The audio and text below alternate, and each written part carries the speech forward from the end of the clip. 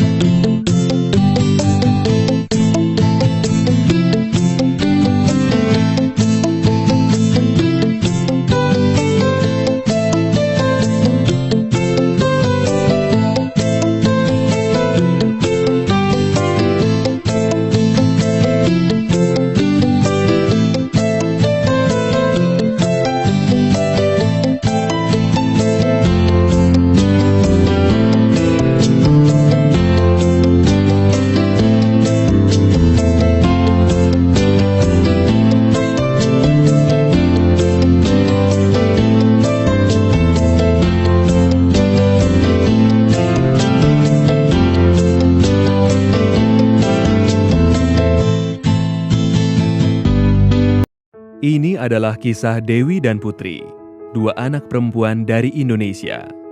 Dewi berasal dari keluarga yang termasuk 10% rumah tangga terkaya di Indonesia. Sebaliknya, Putri berasal dari keluarga yang termasuk 10% rumah tangga termiskin di Indonesia.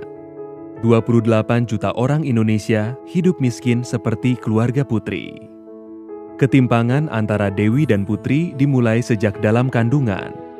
Ibu Putri tidak mampu untuk mengunjungi fasilitas kesehatan formal ketika hamil dan juga tidak mengkonsumsi nutrisi yang sesuai. Akibatnya, Putri lahir dengan berat badan di bawah normal.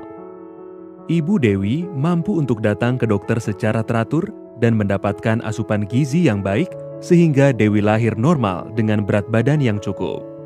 2 tahun pertama, Putri tidak mendapatkan imunisasi yang lengkap dan asupan gizi yang baik. Akibatnya, Putri tidak bisa menyusul tinggi badan Dewi dan malah semakin tertinggal. Dewi besar di rumah yang memiliki saluran air bersih dan toilet. Keluarga Putri tidak memiliki toilet. Karena buruknya sanitasi di lingkungan rumah, Putri sering terkena diare. Penyakit diare menyebabkan pertumbuhan Putri semakin terhambat, sedangkan Dewi terus tumbuh sehat dan tinggi. Kesenjangan antara Dewi dan Putri semakin dalam ketika mereka memasuki usia sekolah. Dewi dimasukkan ke dalam program pendidikan anak usia dini yang mendukung pertumbuhan kognitifnya. Sedangkan Putri tidak, dia hanya tinggal di rumah. Dewi sekolah hingga lulus SMA, lalu melanjutkan ke perguruan tinggi. Putri juga sekolah hingga tamat SD. Namun, karena tingginya biaya untuk buku, seragam, dan transportasi, Putri tidak bisa melanjutkan sekolah. Ia terpaksa tinggal di rumah dan membantu mencari nafkah untuk keluarganya. Setelah lulus sekolah, Dewi mendapatkan pekerjaan yang layak dengan gaji yang tinggi.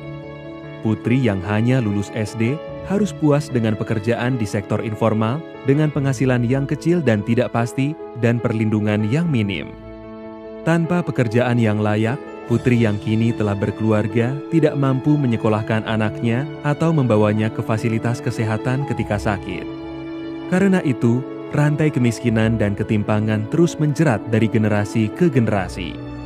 Tapi, kisah Putri tidak hanya dialami oleh 10% termiskin. Hampir 68 juta orang Indonesia yang termasuk 40% terbawah hidup sangat dekat dengan garis kemiskinan. Sangat mudah bagi mereka untuk terperosok ke dalam jurang kemiskinan. Gagal panen, kehilangan pekerjaan, atau sakit bisa menyebabkan mereka jatuh miskin. Tapi mari kita mundur sejenak. Bagaimana jika Ibu Putri bisa mendapatkan perawatan yang layak di saat hamil? Bagaimana jika Putri bisa mendapatkan imunisasi lengkap? Bagaimana jika rumah Putri memiliki air bersih dan sanitasi layak? Bagaimana jika Putri bisa sekolah dari TK hingga lulus SMA? Bagaimana jika Putri bisa mengikuti pelatihan keterampilan dan mendapatkan pekerjaan yang layak? Ini tidak hanya bermanfaat bagi Putri, tapi juga anak dan cucunya.